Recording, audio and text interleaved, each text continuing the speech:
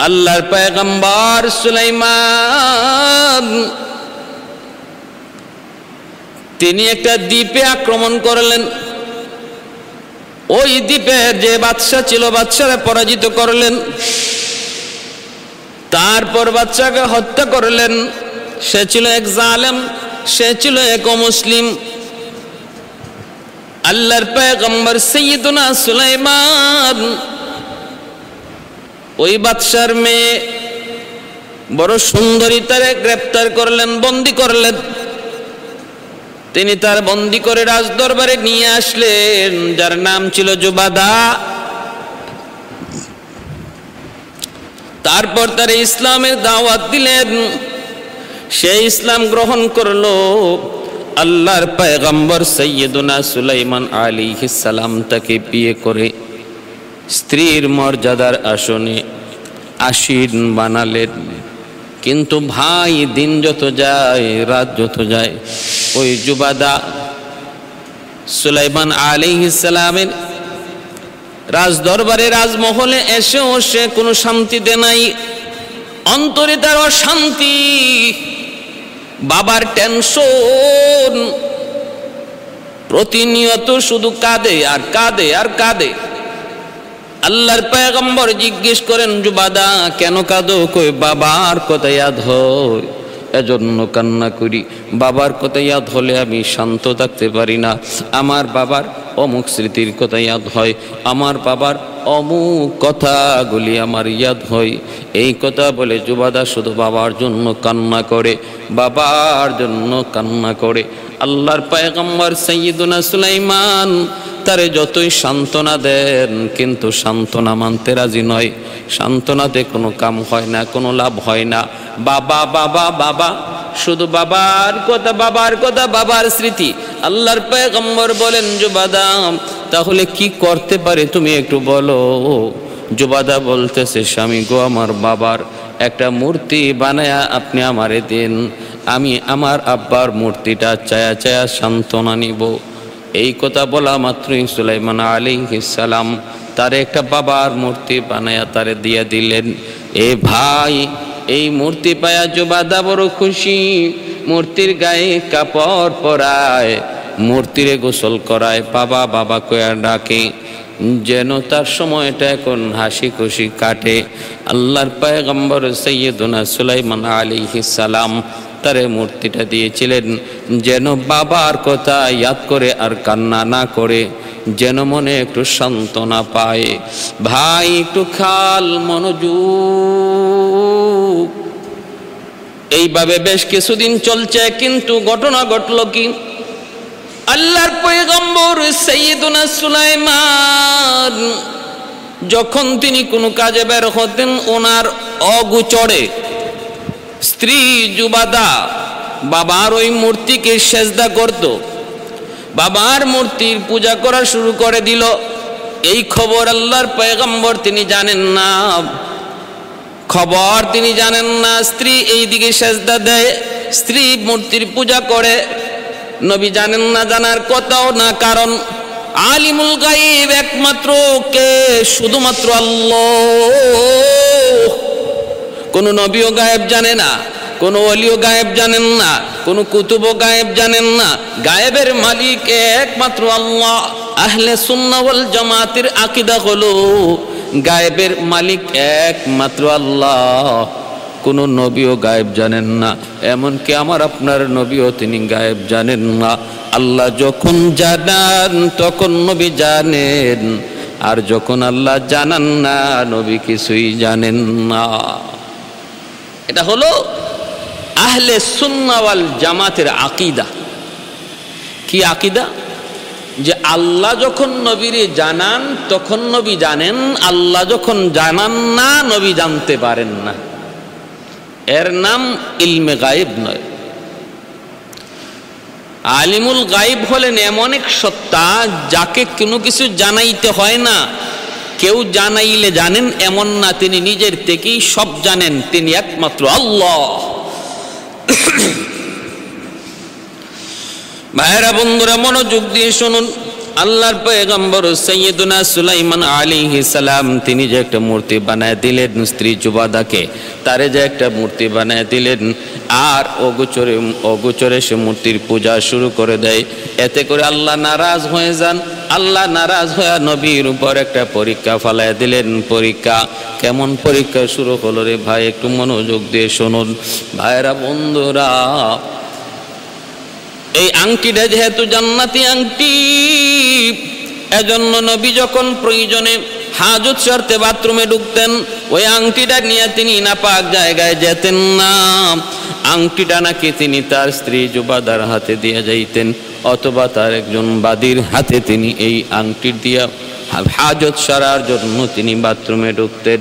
কিন্তু ভাই একদিন ঘটনা ঘটলো কি, যেদিন আল্লাহ পরীক্ষা নেওয়ারই চিন্তা করলেন, আংটিটা জুবাদার হাতে দিয়ে তিনি বাথরুমে ঢুকলেন। এই সুযোগে সুলাইমান আলাইহিস সালামের সুরত ধরে এক খবিস জিন শয়তান, যার নাম ছিল সাফার, আল্লাহর নবীর সুরত ধরে জুবাদার কাছে আসলো। কারণ জিন্নাত যে কোনো মানুষের সুরত ধরতে পারে। ওনার সুরত ধরে সে আংটি চাইল। আর জুবাদা মনে করলেন স্বামী বাথরুম শেষ করে তিনি এসেছেন, আংটি চাইতেছেন, তিনি আংটিটা দিয়ে দিলেন।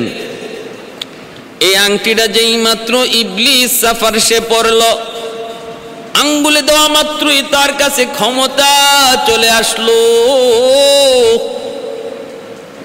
কারণ আংটির রহস্য কি, আংটির মধ্যেই সব ক্ষমতা। এই আংটি চুরি হয়ে গেল।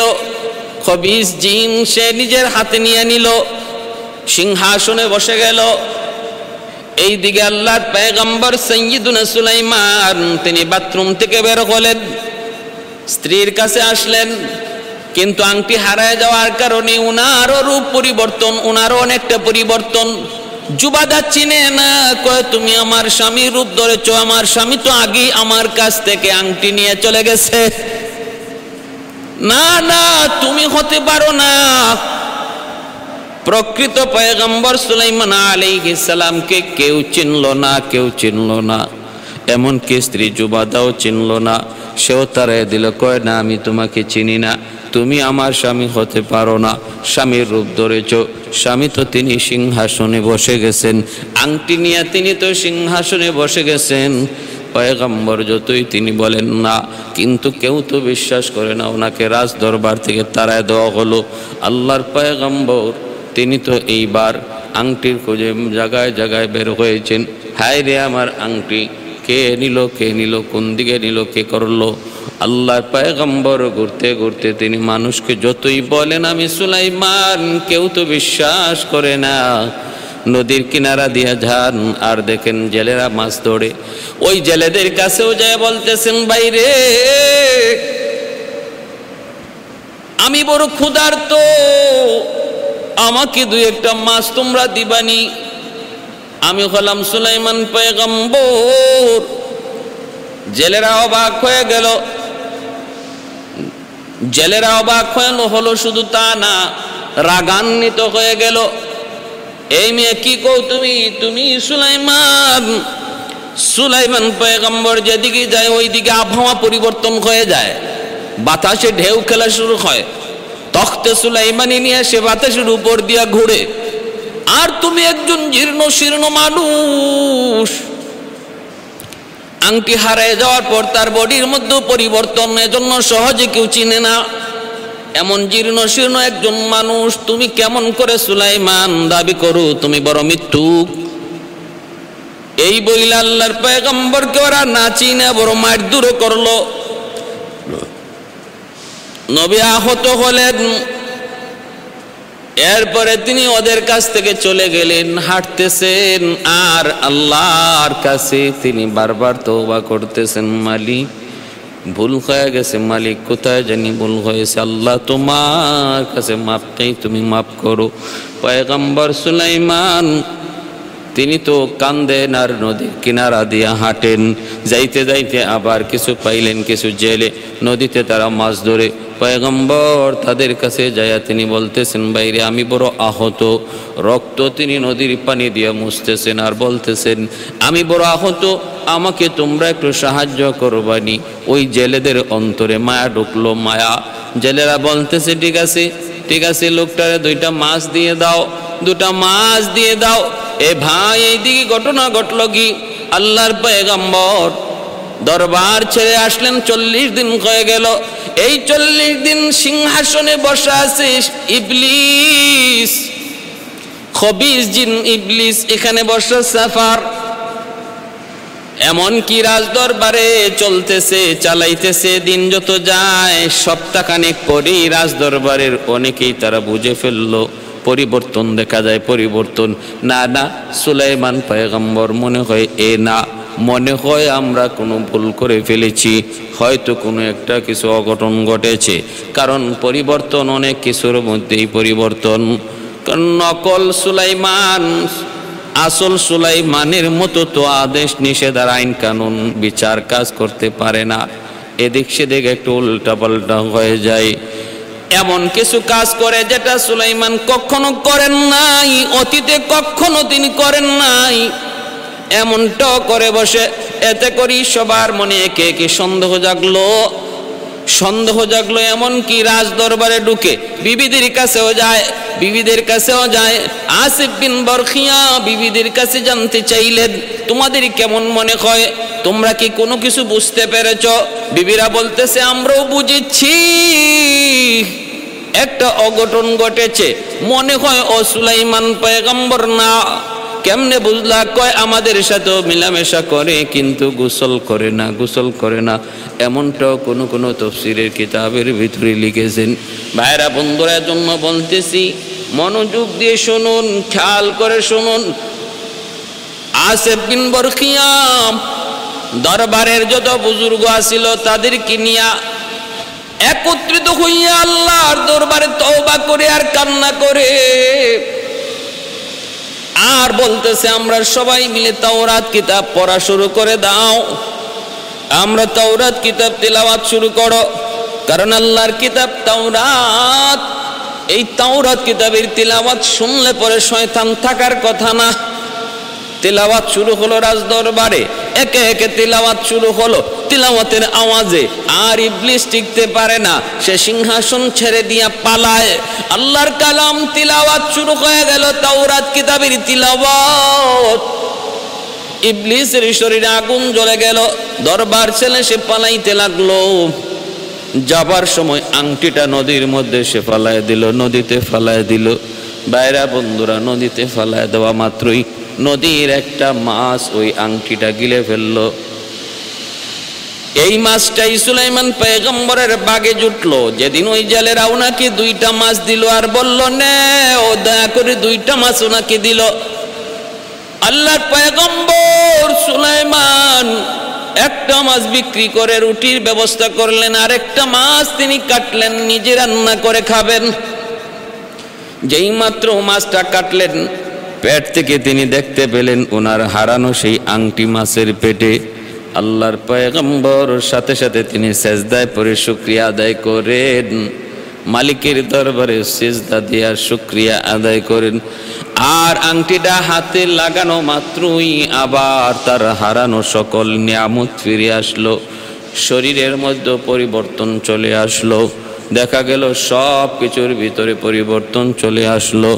এখন দেখা যায় বাতাস ওনার কথা শুনে জেলেরা যারা কিছুক্ষণ আগে ওনাকে মারধর করেছিল, ওরাও নিজের চোখে সব দেখলো। হায়, ওই জীর্ণ শীর্ণ লোকটা মুহূর্তের ভিতরেই সে আসল সুলাইমানের রূপ ধরেছে।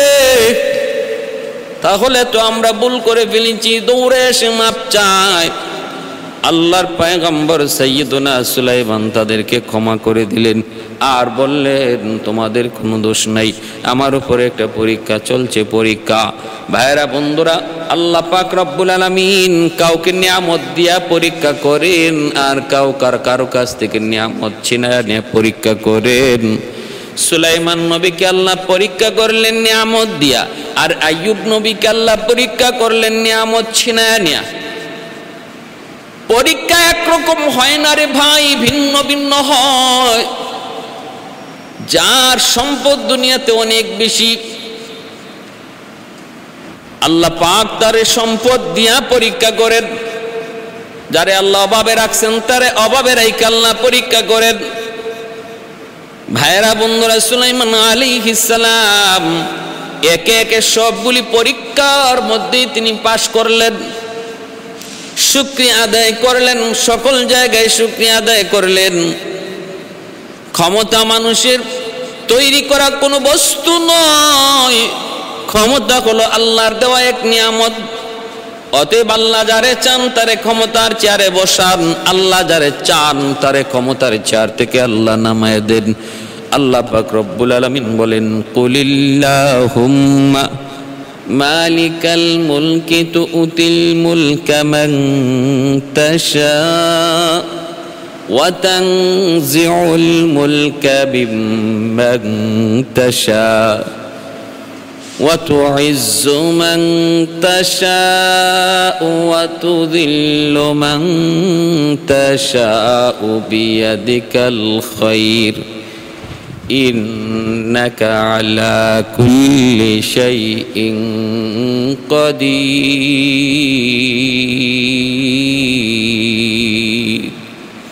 আল্লাহ ক্ষমতা কাউকে দেন, কারো কাছ থেকে আল্লাহ ক্ষমতা কেড়ে নেন। আল্লাহ কাউকে ইজ্জত দেন, কারো কাছ থেকে আল্লাহ ইজ্জত কেড়ে নেন। সকল ক্ষমতার মালিক একমাত্র আল্লাহ। এ ভাই, সুলাইমান আলাইহিস সালাম আংটি পরে রাজদরবারে আসলেন। এবার সবাই চিনল। তিনি মসনদে বসলেন, পূর্বের মতো সব কিছু আল্লাহ ফিরাইয়া দিলেন। সুলাইমান আলাইহিস সালাম জিন্নাতদেরকে আদেশ করলেন, যে এত বড় ডাকাতি করেছে, এত বড় অন্যায় যে করেছে, সে যেখানেই থাকুক ওই সাফারকে তোমরা গ্রেপ্তার করে নিয়ে আসো। জিন্নাতরা তারে অতি সত্বর গ্রেপ্তার করে সুলাইমান আলাইহিস সালামের দরবারে হাজির করলো। সুলাইমান আলাইহিস সালাম তার একটা বাক্সের মধ্যে ঢুকায়া বন্দি করে সাগরে ভাসাইয়া দিয়েছেন, সাগরে ফেলাইয়া দিয়েছেন। এই হলো সুলাইমান আলাইহিস সালামের উপরে আংটির মাধ্যমে নেওয়া এক পরীক্ষার কথা, যা বিভিন্ন তাফসীরি কিতাবে এসেছে, যেটা সম্পূর্ণ ইসরাইলের রওয়ায়াত। এই ঘটনা কোরআনেও নাই, হাদিসেও নাই। এটা ইসরাইলি রওয়ায়াত। ইসরাইলি রওয়ায়াতের ব্যাপারে সিদ্ধান্ত হলো, কোরআন হাদিস বিরোধী যদি না হয় তাহলে আমরা মানতে পারি, আর কোরআনের সাথে যদি সাংঘর্ষিক হয় তাহলে ইসরাইলি রওয়ায়াত বাতিল। এর সত্যতা একমাত্র আল্লাহই ভালো জানেন। কিন্তু আমরা এখানে দেখতেছি এই ইসরাইলি রওয়ায়াতের সাথে আল্লাহর কালামের বিভিন্ন জায়গার বিভিন্ন কথার সংঘর্ষ রয়েছে। প্রথম নম্বর কথা হলো,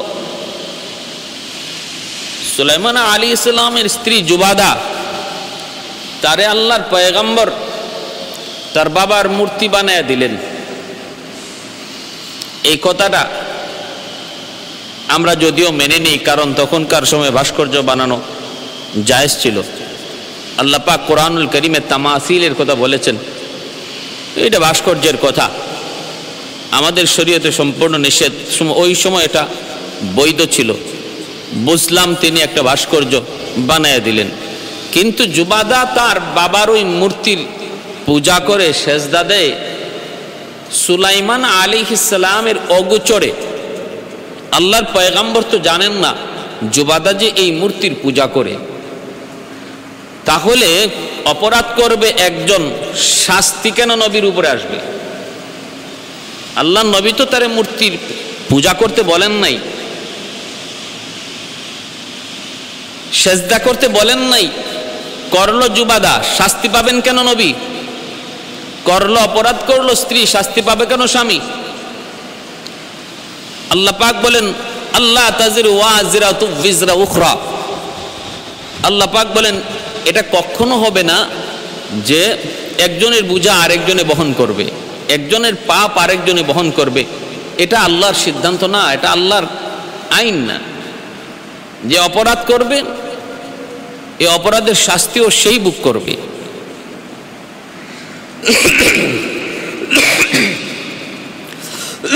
আমার ভাইরা, তো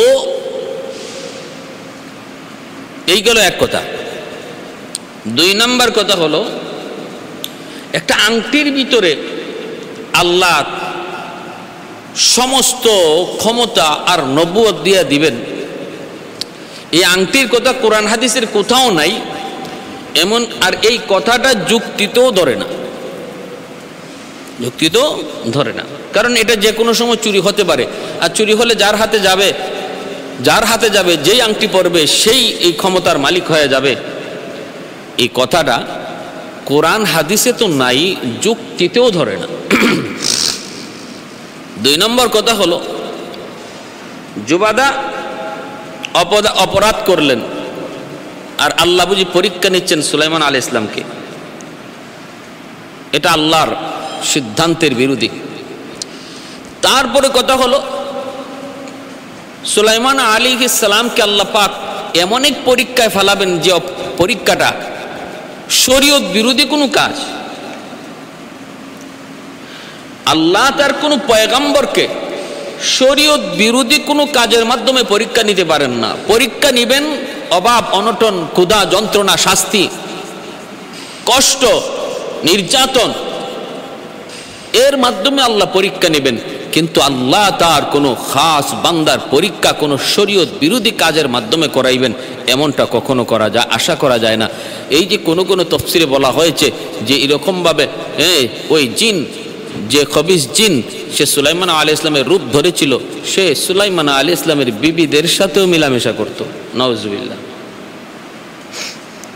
কত বড়! এটা তো অপমানজনক একটা পরীক্ষা নবীর উপরে।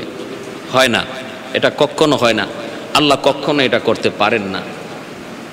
3 নাম্বার কথা হলো, শয়তান আল্লাহর কাছে বলেছিল যে আমি তোমার ওই মানুষকে কখনো জান্নাতে যেতে দেব না, যার কারণে আমি আজ লানতের তখ্ত গলায় লইয়া জাহান্নামী হলাম।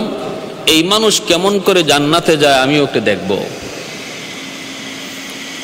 কিন্তু তোমার মুখলেস বান্দা যারা তাদের কোনো ক্ষতি আমি করতে পারবো না। হ্যাঁ, বলে নেই ثم لآتينهم من بين أيديهم ومن خلفهم وعن أيمانهم وعن شمائلهم।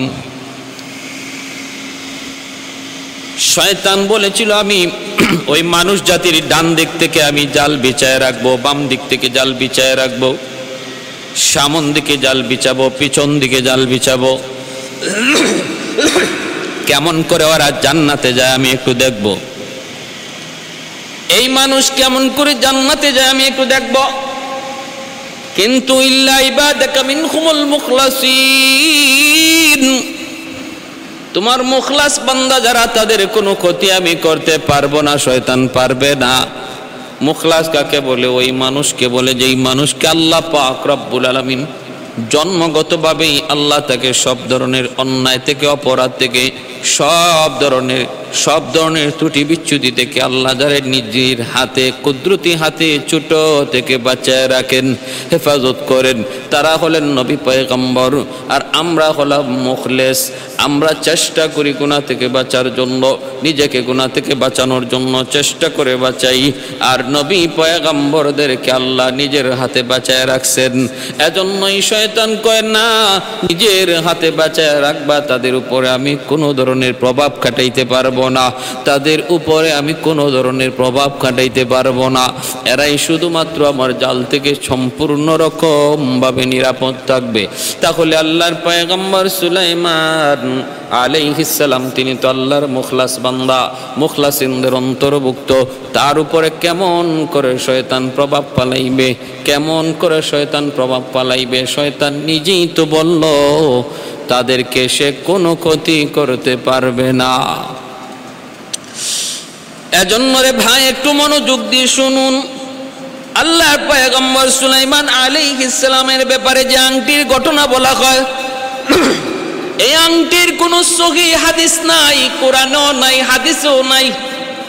ইসরাইলি রওয়ায়াত, আবার ওই রওয়ায়াতের সাথে আল্লাহর কোরআনের বিভিন্ন সিদ্ধান্ত, কোরআনের বিভিন্ন আয়াতের বিরোধ রয়েছে, বিরোধ। অতএব এই আংটির ঘটনাটা আমরা শুধু শুনতেই পারি, বিশ্বাস করা যাবে না, ইয়াকিনও করা যাবে না, এর উপরে আমাদের কোনো রকম ঈমানও আনা যাবে না, ইয়াকিন করা যাবে না, ইয়াকিন করা যাবে না। ভাইয়েরা, বন্ধুরা, এমন কি মনে করতে হবে এটা সম্পূর্ণ মিথ্যা, একটা বানোয়াট গল্প, সম্পূর্ণ মিথ্যা বানোয়াট গল্প ছাড়া এটা কোনোভাবেই হতে পারে না, না কোরআনে, না হাদিসে, না যুক্তিতে, এমনকি আল্লাহর কোরআনের সাথেও বিরোধ জন্ম নেয়। যদি আমরা এটা বিশ্বাস করে নেই, তাহলে পরীক্ষাটা কি ছিল? নবীর উপরে পরীক্ষাটা কি ছিল? ইমাম বুখারী রাহমাতুল্লাহি আলাইহি বুখারী শরীফের ভিতরে তিনি উল্লেখ করেছেন, আল্লাহর পয়গম্বর সুলাইমান ওনার সৈন্যরা কোনো এক যুদ্ধে তারা দুর্বলতা দেখাইল, দুর্বলতা, আর এজন্য তিনি ক্ষিপ্ত হয়ে গেলেন। সেনাদেরকে ডাইকা, সেনা অফিসারদেরকে ডাইকা বললেন, তোমাদের এই দুর্বলতার কারণে আজকে আমার বড় গুসা হইতেছে, আমি আজ রাত আমার 70 জন বিবির সাথে মিলব এবং 70টা বাহাদুর আমি জন্ম দিব, বাহাদুর জন্ম দিব। এই কথা তিনি বলেছিলেন, কিন্তু ইনশাআল্লাহ বলতে তিনি ভুলে গেলেন, কারণ সন্তান জন্ম দেওয়া মানুষের কোনো একা ক্ষমতা নয়, সন্তান দেন আল্লাহ, মেয়ে ছেলে দেন একমাত্র কে? আল্লাহ। এজন্য যে তিনি ইনশাআল্লাহ বলেন নাই, আমার আল্লাহ যদি চায় তাহলে আমি আমার 70টা বাহাদুর সন্তান জন্ম নিবে, এমনটা বলার দরকার ছিল, কিন্তু না,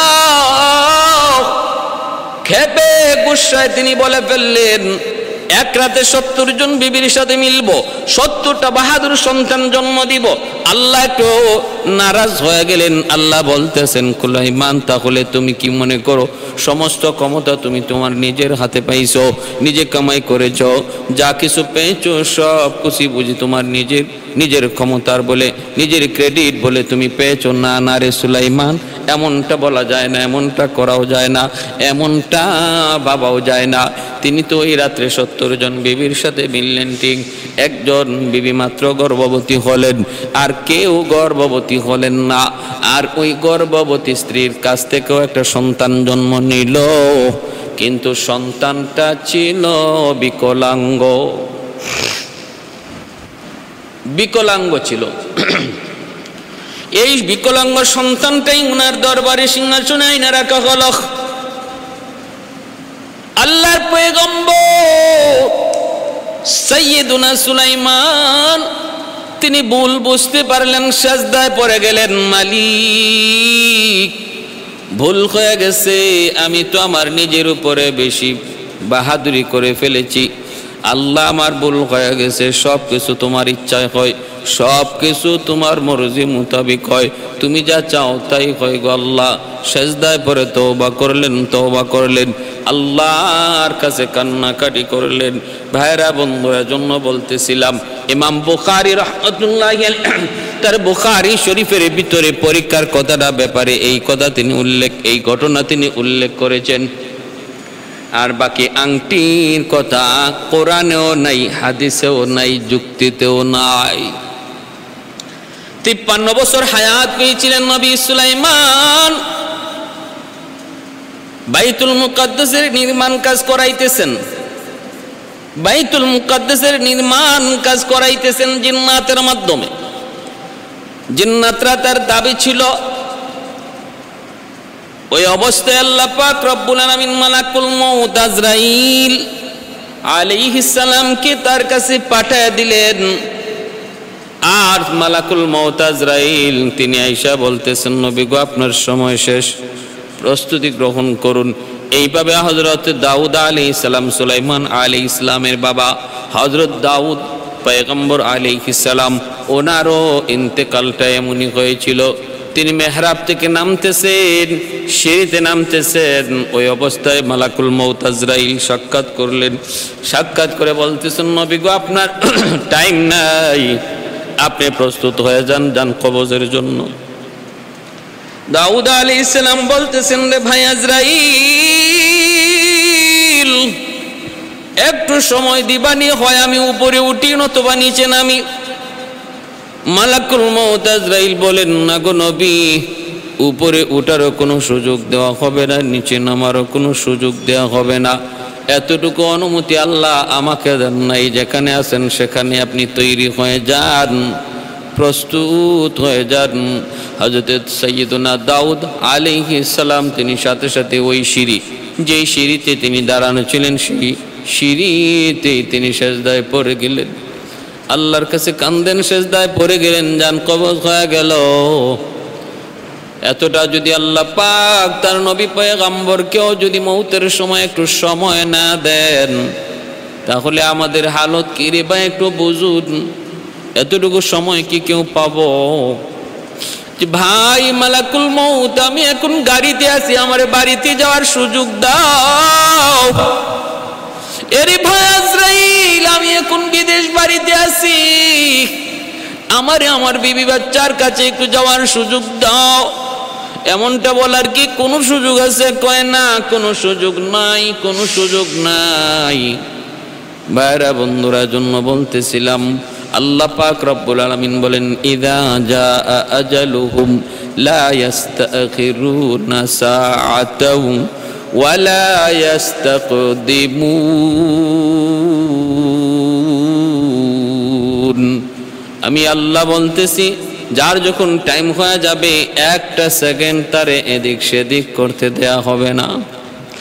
এত বড় ক্ষমতাশীল, এত বড় ক্ষমতাধর বাদশাহ সুলাইমান পয়গম্বর, জিন্নাতের দ্বারা তিনি বাইতুল মুকাদ্দাসের নির্মাণ কাজ করাইতেছেন।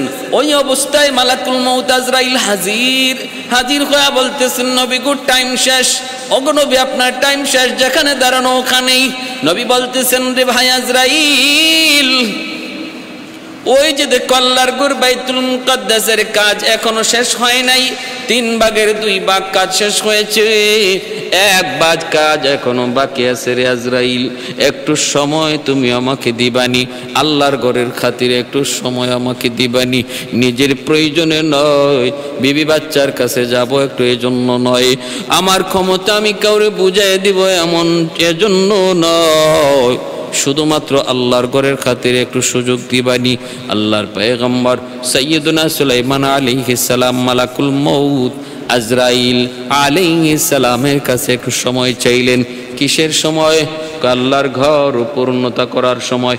কারণ যদি এই মুহূর্তে ওনার জান কবজ হয়ে যায়, জিন্নাতরা বড় বিয়ারা জাতি, ওরা যদি দেখে সুলাইমান নবী ইন্তেকাল করেছেন, তাহলে ওরা কাজ বন্ধ করে দিবে। আর জিন্নাতরা যদি কাজ বন্ধ করে দেয়, মানুষের দ্বারা এই কাজ করানো আর সম্ভব নয়। কারণ হলো জিন্নাতরা ওরা ওই সাগরের নিচ থেকে দামি দামি পাথর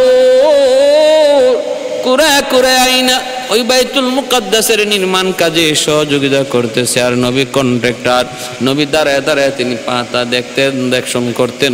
আর জিন্নাতরা পাথর দিয়া দামি দামি পাথর কুড়ায় আইনা তারা এই আল্লাহর ঘর বাইতুল মুকাদ্দাস নির্মাণ করতেছে। এজন্য নবী বলতেছেন, একটু সময় দিবানি। সময়টা আমার জন্য নয়, সময়টা হলো আমার মালিকের ঘরের জন্য। কিন্তু আল্লাহর পয়গম্বরকে মালাকুল মউত আজরাইল বলেন, না গো নবী, এতটুকু সময় দেওয়া হয় নাই, আমাকে বলা হয় নাই, আমাকে কোনো সুযোগ দেওয়া হয় নাই, আমাকে অথরিটি দেওয়া হয় নাই। যদি আপনি সময় চান, তাহলে মালিকের দরবারে দরখাস্ত পেশ করুন, মালিকের দরবারে দরখাস্ত পেশ করুন। সুলাইমান আলাইহিস সালাম তখন আল্লাহর কাছে দরখাস্ত পেশ করলেন, মালিক, ও মালিক, তোমার ঘরের খাতিরে একটু সময় চাই, আমাকে দিবানি গো আল্লাহ। আল্লাহ পাক রব্বুল আলামিন বলেন, রে সুলাইমান, এটা আমি আল্লাহর নিজাম না। আমার নিজাম হলো, যার যখন টাইম হয়ে যায়, লিকুল্লি উম্মাতিন আজাল, লিকুল্লি উম্মাতিন আজাল ইযা জাআ আজালুহুম লা ইস্তাখিরুনা সাআতান ওয়া লা ইস্তাকদিমুন। একটু সময় দেওয়া হয় না, পিস করা হয় না, এটাই হলো আমি আল্লাহর নিজাম। না না, সুযোগ নাই, তৈরি হয়ে যাও। কয় মালিক, তাহলে তোমার ঘরের কামটা কেমনে শেষ হবে? আল্লাহ পাক তখন বলেন, সুলাইমান, সেই ব্যবস্থাটা আমি আল্লাহ করব, আমি আল্লাহ করব। কিভাবে করব তাও তোমার একটু জানাবো নাকি? নবী বলতেছেন, আল্লাহ একটু জানাইলে আমার মনটা তৃপ্তি হয়, ইতমিনানি কলব হয়। আল্লাহ, আমি তোমার কাছে যাইতে প্রস্তুত, মৃত্যুকে আমি ভয় করে আমি মৃত্যু থেকে দূরে থাকতেছি, বিষয়টা এমন নয়। মাওলা, তুমি তো আমার মাশুক আর আমি তোমার আশিক। আশিক তো মাশুকের কাছে যাওয়ার জন্য সর্বদা পাগল, কিন্তু একটু মন চায় মালিক তোমার ঘরের বাকি কাজটা কেমনে হবে একটু জানতে মন চায়। আমার ইন্তেকালের পর জিন্নাতরা তো দৌড়াই কাজ করবে না, ওরা তো কাজে ফাঁকি দিয়ে চলে যাবে। ওদেরকে জোর জবরদস্তি করে, ভয় ভীতি দেখায় কাম করাইতে হয়। জিন্নাতরা ভয় ভীতি পাইলে পরে কাম করে না, অথবা করে না। আল্লাহর পয়গম্বর যখন এই আবদার করলেন, আল্লাহ পাক তখন বলতেছেন, রে সুলাইমান, এটা যদি তোমার জানতে মন চায় তাহলে শোনো, আমি আল্লাহ তোমাকে যেইভাবে দাঁড়ায় আসো ওইভাবেই তোমার রূহটা কবজ করে নিয়ে যাব। বডিটা কিন্তু আমি মাটিতে ফালাবো না, বডিটা লাঠিতে যেইভাবে বর দেওয়া আসো ওইভাবেই তোমাকে রেখে দিব। যেইভাবে তুমি তাকায় আছো এইভাবেই তোমার চোখটা খোলা রাখবো, দেহটা লাঠিতে বর দেওয়াই থাকবে। রে সুলাইমান, জিন্নাতরা দূর থেকে তাকায় তাকায় দেখবে তুমি জীবিত, তুমি তো মৃত না, তুমি জিন্দা। তুমি তাকায়া তাকায়া ওদের কাজের পাহারা দিচ্ছ, ওরা দ্রুত গতিতে কাজ করবে। এ সুলাইমান, যতদিন পর্যন্ত আমি আল্লাহর ঘর বাইতুল মুকাদ্দাসের কাজ শেষ না হবে আমি তোমার দেহটাও মাটিতে ফালাবো না, আর জিন্নাতকে বুঝতেও দেব না তুমি ইন্তেকাল করেছো। যেদিন কাজ শেষ হবে ওই দিন তোমার দেহটাও পড়ে যাবে। আল্লাহর নবী সুলাইমান বলেন, আল্লাহ, আমার দিল প্রশান্ত হয়ে গেছে, মালিক আমি প্রস্তুত, আমি প্রস্তুত, আল্লাহ তোমার কাছে যাবার জন্য প্রস্তুত। আল্লাহ প্রমাণ করে দেখাইলেন, তামাম দুনিয়ার বাদশাহ হতে পারো, মনে রাখো মরণের টাইম যখন এসে যাবে পৃথিবীর কোনো শক্তি নাই তোমার এই মৃত্যুর টাইমটাকে 1 মিনিট 2 মিনিট আগ-পিছ করতে পারে। তামাম পৃথিবী তোমার আঙ্গুলের ইশারায় চলছে। তুমি মানুষকে সময় বাঁধাইয়া দিচ্ছ, আর আজ তোমাকে সময় বেঁধে দেওয়া হচ্ছে। আল্লাহর কাছে যখন তোমার সময় বেঁধে দেওয়া হবে সেখানে পৃথিবীর কোনো শক্তি নাই তোমার সময়টাকে এদিক সেদিক করতে পারে। ভাইয়েরা, বন্ধুরা, এজন্য ক্ষমতার বাহাদুরি নয়, আল্লাহ দেখাইছেন তুমি কতটুকু জায়গা নিয়ে আর বাদশা, তুমি কতটুকু জায়গা নিয়ে আর রাজা, তোমার রাজত্ব আর কতটুকু। तमाम दुनियार राजत्व छिलो सुलाइमानेर, किन्तु सुलाइमान प्रतिनियत आमी आल्लाहर क्षमतार मोहताज छिलो, प्रतिनियत से आमार शुक्रगुजार छिलो, प्रतिनियत से सकल क्षमता आमी आल्लाहर देवा এই यकीन तार अंतरे छिलो। बिदाय कोनो काज से आमार बिरोधिताय, कोनो काज आमी आल्लाह असन्तुष्ट हई एमन कोनो काज तार द्वारा हय नाई।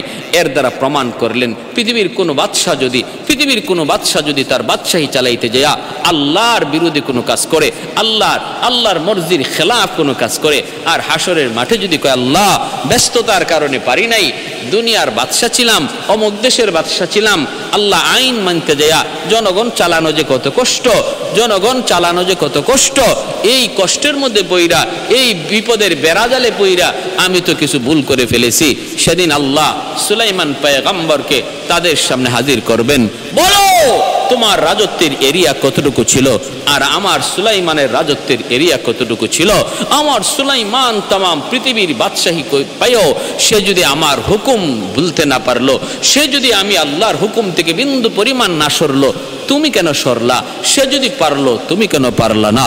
কোনো জবাব চলবে না। আল্লাহ পাক রব্বুল আলামিন মালাকুল মউত আজরাইলের মাধ্যমে সুলাইমান আলাইহিস সালামের জান কবজ করে নিয়ে গেলেন। এইদিকে লাঠিতে বর দেওয়া অবস্থায় তিনি তাকায় আছেন বাইতুল মুকাদ্দাসের দিকে। জিন্নাতরা দেখতেছে, হায় রে নবীদে আমাদের দিকে তাকায় রইছে, কাজ করো, দ্রুত কাজ করে। তখন দেখা যায় সন্ধ্যা হলে নবী যাইতে রেস্টে, এখন তো রেস্টেও যায় না। হ্যাঁ, যেভাবে তাকায় রইছে মনে হয় আল্লাহর পক্ষ থেকে কাজ দ্রুত শেষ করার অর্ডার এসেছে, এই তাড়াতাড়ি কাজ চালাও। জিন্নাতরা আরো দ্রুত বেগে কাজ চালাইতে লাগলো, আর দ্রুত বেগে কাজ চালাইতে লাগলো। সাহস করে কেউ কাছে আসার মতো এতটুকু সাহস কারো ছিল না, কিন্তু তাকায়া দেখতেছে নবী তাকায় রইছেন, লাঠি দিয়ে বর দেওয়া। অতএব আর ফাঁকিবাজি করা যাবে না। দীর্ঘ 1 বৎসর রাত দিন কাজ করে আল্লাহর ঘর বাইতুল মুকদ্দাসের কাজ সমাপ্ত হলো। যেদিন যে টাইমে কাজ সমাপ্ত হলো ওই টাইমে নবীর দেহটা মাটিতে পড়ে গেল। জিন্নাতরা দৌড়ে আসলো নবীর দেহের পাশে, কিরে নবী সুলাইমান পড়ে গেল, ঘটনা কি? আইসাই বডিতে হাত দিয়া দেখে বডি শক্ত। কি ব্যাপার? বডির কন্ডিশনে কয় এখন মরে নাই, বহু আগেই ইন্তেকাল কয়ে গেছে। এই যে তাকা দেখ, লাঠিটা উই পোকায় খেয়ে ফেলেছে, উই পোকায় লাঠি খেয়ে ফেলেছে। একদিনে 2 দিনে এতটুকু খাইতে পারে না। জিন্নাতরা এইবার পরীক্ষা শুরু করলো, কতদিন আগে নবী ইন্তেকাল করেছেন।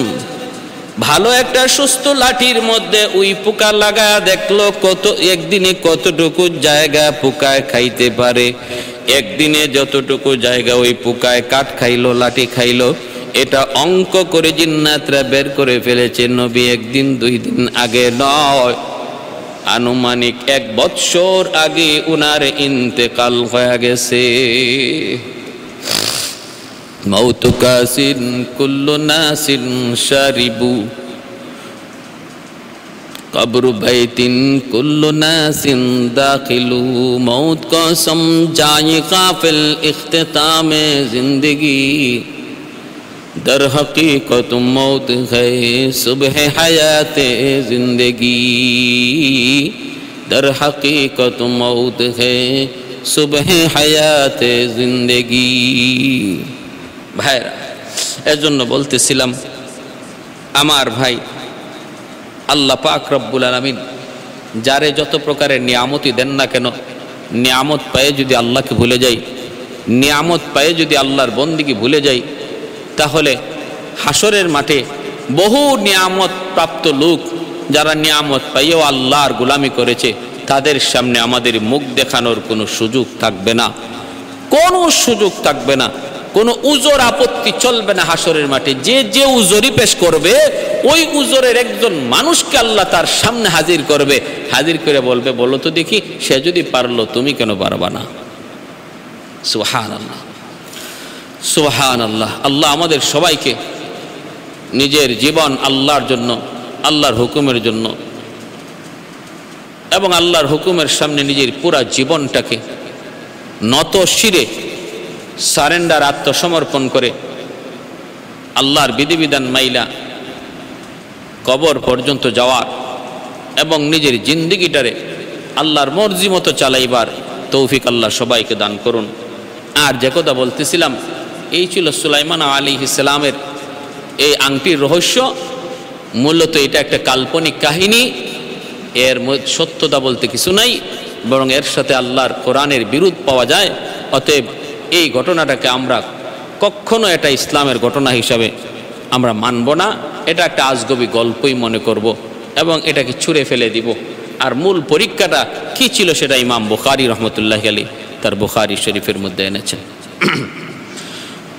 ওয়া আখির দাওয়ানা আনিল হামদুলিল্লাহি রাব্বিল আলামিন।